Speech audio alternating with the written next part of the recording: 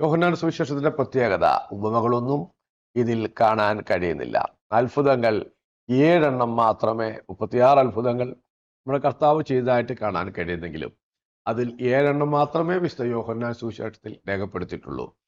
അധികവും വ്യക്തികളുമായിട്ടുള്ള കൂടിക്കാഴ്ചകൾ അവതരിപ്പിക്കാനാണ് വിശുദ്ധ യോഹന്നാൻ ശ്രമിച്ചിട്ടുള്ളത്. ഈ വായിച്ച വേദഭാഗം നഥനയേൽ, ഫിലിപ്പോസ് എന്നിവർ തമ്മിലുള്ള സംഭാഷണമായിട്ടാണ് നമ്മൾ മനസ്സിലാക്കുന്നത്.